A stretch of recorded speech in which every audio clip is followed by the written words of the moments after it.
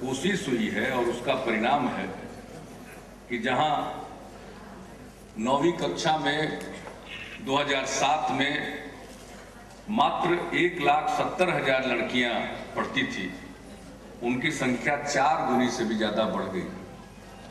तो ये कोई मामूली बात नहीं, ये सब काम किया जाए। उनको अन्य प्रकार से भी सशक्त बनाना है, उनको आत्मनिर्भर बनाना है। तो आत्मनिर्भर बनाने के लिए स्वयं सहायता समूहों का गठन मेरी समझ से बहुत आवश्यक है। और जहां कहीं भी स्वयं सहायता समूहों का गठन हुआ है, वहां हमने देखा है कि महिलाओं में जागृति आई है, उनका आत्मविश्वास बढ़ा है, सामूहिकता का भाव विकसित हुआ है,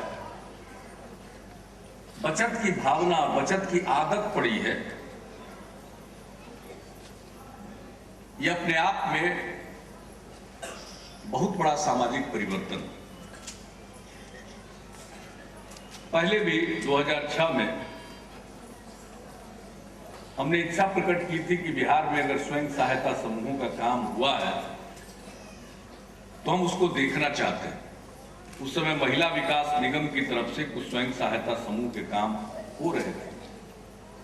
तो मुजफ्फरपुर जिले में हम गए थे 2 जगहों पर, और हर एक कार्यक्रम में स्वयं सहायता समूहों से जुड़ी हुई महिलाएं हजारों की संख्या में उपस्थित हुई थी। और दोनों जगहों पर जो समूह की दीदियां थी, उनका भाषण हमने सुना था। और उस समय मुझको लगा कि यह तो एक जादू है, इतनी जागृति, इतनी चेतना। एक समूह के दीदियों ने बताया कि उनके जमीन पर दबंगों ने कब्जा कर लिया था, और कैसे समूह की सारी दीदियां इकट्ठा हुई और उनके घर के पुरुष सदस्य थे, उस दबंग से भिड़ने का जोखम उठा नहीं सकते थे। तो दीदियां समूह की संगठित हुई और सब मिलकर वहां गई और कब्जेदार को खदेड़ कर भगा दिया। ये वहां हमने फिर किसी बच्ची की शादी कर रहे थे, जिस बाल विवाह के बारे में भी मुख्यमंत्री जी जिक्र कर रहे थे। कम उम्र में लड़की की शादी करना चाह रहे थे, सारी लड़कियां संगठित होकर पहुंच गई और उन्होंने कहा कि इसकी शादी नहीं होनी चाहिए हमारी सहेली की। और अंततोगत्वा माँ बाप मान गए और बाल विवाह नहीं। तो इस तरह की कई कहानियों को सुनने का मौका 2006 में ही लगा। और उसी समय मेरे मन में ये बात आई कि इसका व्यापक तौर पर गठन होना चाहिए। और उन्हीं दिनों विश्व बैंक की सहायता से बिहार लाइवलीहुड प्रोजेक्ट की शुरुआत की गई। शुरू में 6 जिले में और चुनिंदा ब्लॉकों में 18 ब्लॉक में इसका काम शुरू हुआ। वो बढ़ते बढ़ते अब उन जिलों के सभी प्रखंडों में इस कार्यक्रम को आगे बढ़ाया गया। और उसी समय से मेरे मन में ये बेचैनी थी कि 6 जिले में ही क्यों, इसको पूरे राज्य में क्यों नहीं लागू किया जाए। मुझे याद है उस समय अधिकारियों ने मुझे बताया कि इतनी तेजी से और इतने बड़े पैमाने पर कर देने से शायद गुणवत्ता पर असर पड़ेगा। हमने कहा कि मुझे तो ऐसा लगता है कि इसमें और तेजी आप लोग लाइए। लेकिन उस दिन मेरे खुशी का ठिकाना नहीं रहा जब हम इस स्थिति में पहुंचे कि जीविका का कार्यक्रम जो कुछ जिलों में था, उसको विस्तार करके राज्य के सभी जिलों के सभी प्रखंडों में आजीविका नाम से नई योजना शुरू करने की। और उस समय जब उसके पूरे योजना को हम लोग कैबिनेट से मंजूरी दे रहे थे, तो मैंने उस समय भी ग्रामीण विकास मंत्री जी को और इनके अधिकारियों को हमने कहा कि भाई इसमें जरा काम में तेजी लानी चाहिए और 2 काम और करना चाहिए। अपनी विभिन्न यात्राओं में अनेक जगहों पर पुराने और नए समूहों के साथ बातचीत करने का मुझको मौका लगा था, चाहे वो वुमेन डेवलपमेंट कॉरपोरेशन की तरफ से हो या ग्रामीण विकास विभाग की तरफ से जिला स्तर पर जो ग्रामीण स्वनियोजन कार्यक्रम के अंतर्गत चलाए जाते थे। इन सबों के बीच जाकर उनकी कठिनाइयों को, उनके काम को सुनने, उनकी कठिनाइयों को समझने का मौका मिला। तो एक नतीजे पर हम पहुंचे थे, ये जो स्वयं सहायता समूहों के गठन का जो मॉडल, जो डिजाइन जिसको कहिए जीविका का है, वह सर्वश्रेष्ठ है। और हमने कहा कि पहले से भी जो कार्यक्रम समूह है, चाहे वुमेन डेवलपमेंट कॉरपोरेशन के हो या ग्रामीण विकास विभाग के द्वारा चलाए जा रहे समूह थे, उन सबों को इसी स्कीम के साथ जोड़ देना चाहिए और उन तमाम समूहों में यही ढांचा स्वीकार करना चाहिए, यही तरीका स्वीकार करना चाहिए। और मुझे खुशी है कि आज भी मुझे अधिकारियों ने बताया है कि इसके लिए वो पूरा उसकी गणना कर रहे हैं, सर्वे कर रहे हैं और निश्चित रूप से ये दोनों तरफ से विमेन डेवलपमेंट कॉरपोरेशन के करीब 43,000 और बाकी जो भी 80,000 के करीब इनके और जो स्वयं सहायता समूह हैं जो ग्रामीण विकास विभाग के द्वारा बनाए गए थे, उन सबों को अपने आप में अपने इस व्यापक कार्यक्रम में शामिल करेंगे और तब एक स्टैंडर्ड का, एक स्तर का समूचा स्वयं सहायता समूह हो जाएगा। तो जितनी जल्दी हो जाए मुझे खुशी होगी। आज अब स्वयं सहायता समूहों के निर्माण का काम आगे बढ़ रहा। मैं कई जगहों पर अपने सेवा यात्रा के दौरान गया, मुझे अभी तक याद है पूर्णिया जिले में शुरू में भी मैं गया था, 1 साल के बाद पुनः मुझको जाने का मौका मिला। हम विश्वास यात्रा के सिलसिले में गए थे पूर्णिया में, एक स्वयं सहायता समूह जहां काम प्रारंभ ही हुआ था और 1 साल के बाद सेवा यात्रा के दौरान एक ही दिन 2 स्वयं सहायता समूहों में जाने का मुझको मौका मिला और हमने देखा जितनी व्यापकता आई है और नए नए काम उन्होंने हाथ में लिए। और एक जगह तो जन वितरण प्रणाली की दुकान वो चला रही थी। हमने उन महिलाओं से पूछा कि आपको कितना मुनाफा होता, सारी बात सुनने के बाद तो उन्होंने कहा कि कम से कम 4 से 5 हजार रुपये। और आप चले जाइए, जन वितरण प्रणाली के जितना डीलर है, अपना बिहार एक अनोखा प्रदेश है जहां कोई भी मांग कोई कर सकता है। वो ये भी कहते हैं कि जन वितरण प्रणाली के डीलर को सरकारी नौकरी दे दी जाए। ये एक बिहार ही अनोखा राज्य। आई महाप्रभु सामने जो बैठे हुए हैं, ये लोग भी कभी कभी पूरा हवा दे देते हर तरह की मांग को, और वो कहते हैं कि कोई लाभ नहीं होता। जब हमने स्वयं सहायता समूह की महिलाओं से पूछा तो कहा 4 से 5 हजार का मुनाफा। अभी 2-3 महीना हुआ था जन वितरण प्रणाली का काम शुरू करते हुए। इसका मतलब इसमें मुनाफा है और पूरी पारदर्शिता है। सबको अनाज मिल रहा, सबको किरासन तेल मिल रहा है और तब मुनाफा हो रहा उस काम में। फिर तो स्वयं सहायता समूह की दीदियों ने ये काम करके साबित कर दिया कि ये काम हो सकता है। तो इससे मेरा उत्साह और बढ़ा कि ये कठिन काम है, जिसको आप कह सकते हैं हम लोग अपनी बोलचाल की भाषा में झंझट वाला काम। पता नहीं कौन किस बात को लेकर झगड़ा करने लगे, लेकिन उस कठिन काम को भी दीदियों ने सही ढंग से संपादित किया। तो उस दिन से तो मेरा विश्वास स्वयं सहायता समूहों पर और बढ़ गया, ये और काम कर सकती।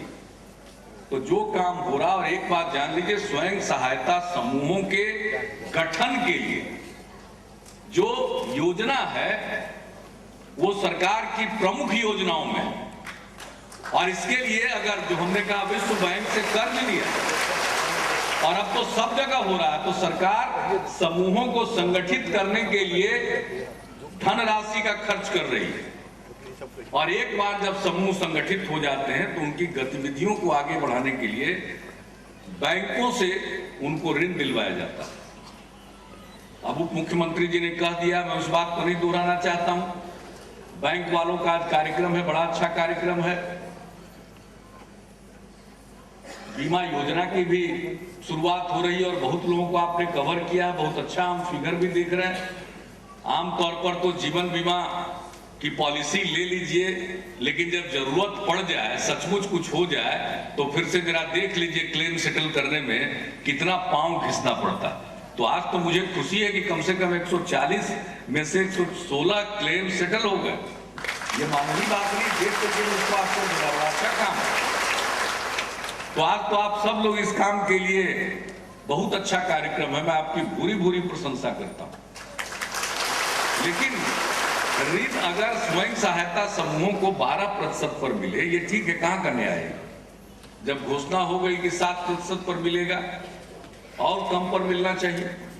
अब इन लोगों को जो मदद करेंगे, जो भी इन्वेस्टमेंट स्वयं सहायता समूह में महिलाओं पर है, दीदियों पर है, वो तो बिल्कुल ही युगांतरकारी है। ये युग बदल रहा है, समाज में मूक क्रांति हो रही है, साइलेंट रिवॉल्यूशन हो रहा है, ये समाज में कोई मामूली बात नहीं हो रही है।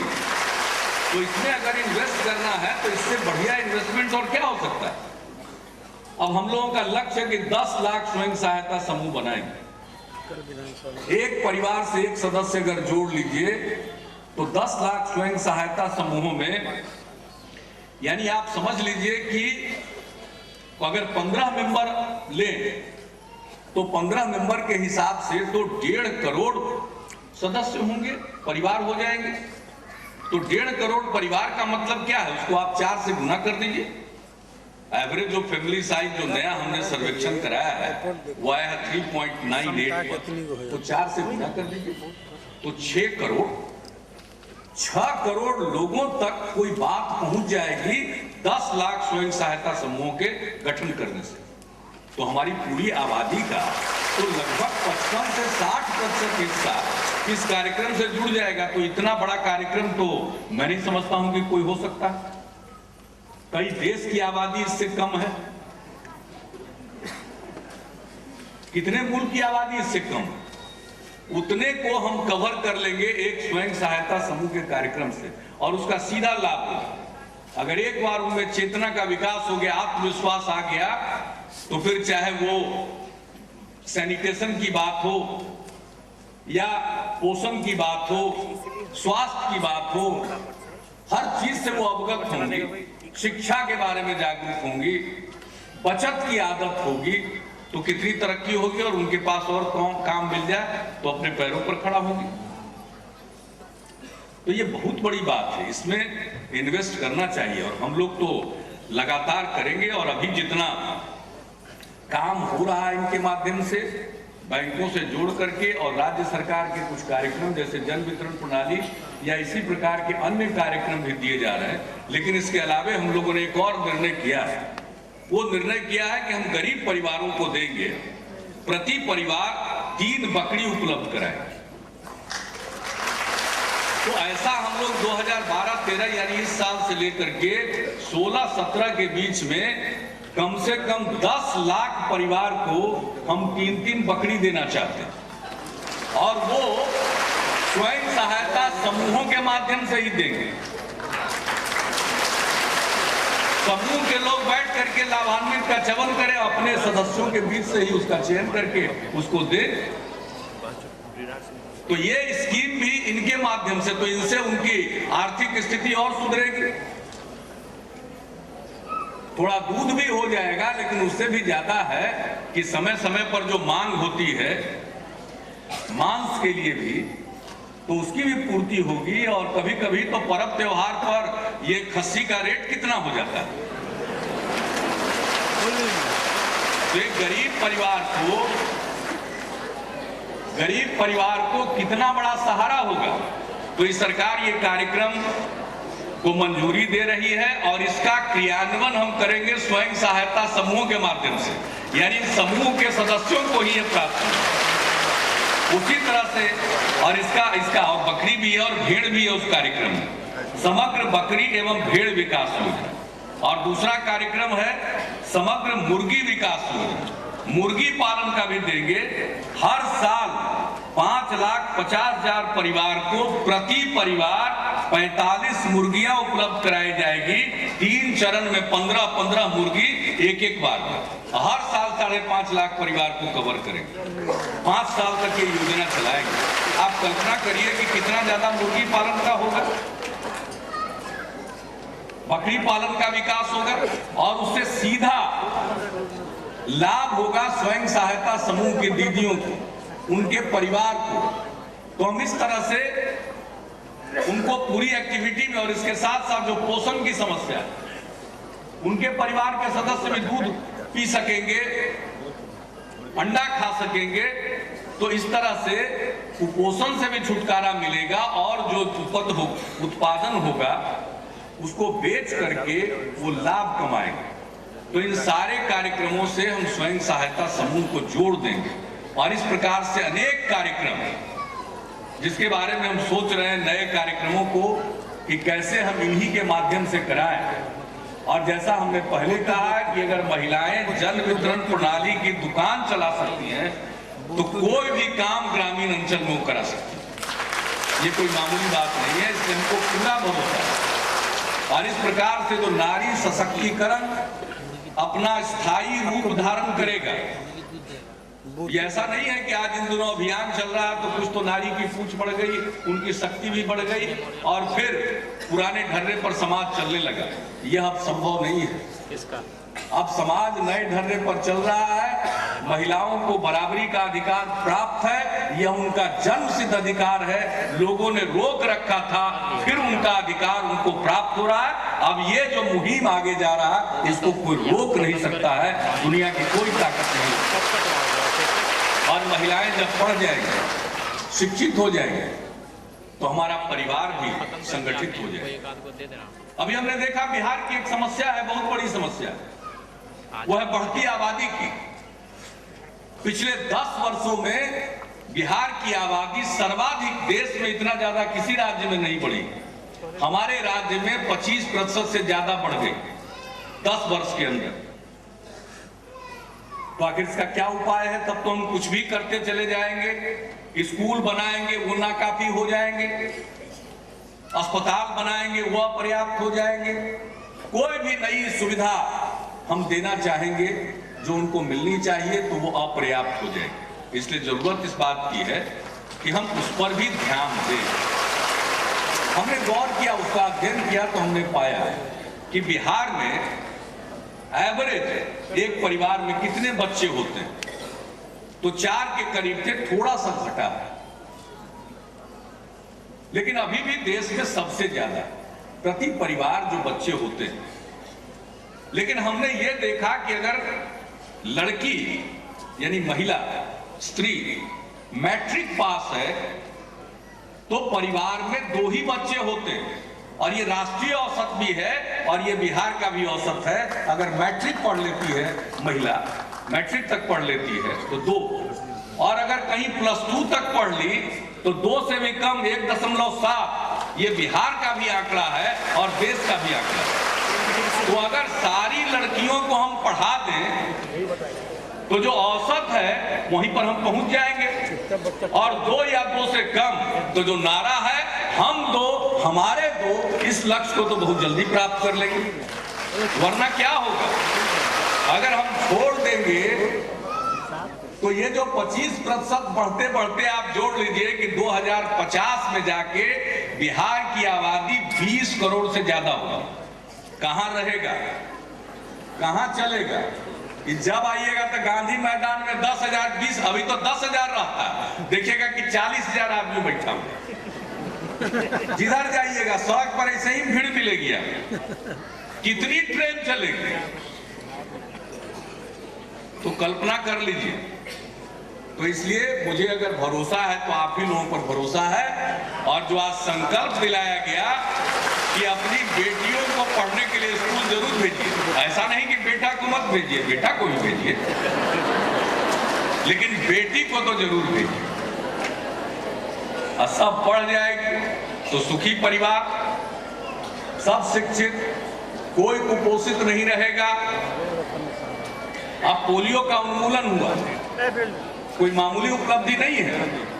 वो एक टीम भावना से, सामूहिक भावना से अगर किसी कार्यक्रम को लागू किया जाता है तो पोलियो जैसी गंभीर बीमारी भी समाप्त हो सकती है। आज जो बिहार में पोलियो का उन्मूलन हुआ, इसको लेकर के जब हम पाकिस्तान गए थे तो वहां के लोग हमसे बात करे कि अलग से कि भाई बिहार में अगर पोलियो का उन्मूलन हो गया तो हम लोग पाकिस्तान में भी पोलियो का जरूर उन्मूलन करेंगे। और हमसे लंबी बातचीत की, वहां की टीम भी अभी आई है, अभी हाल में आई है।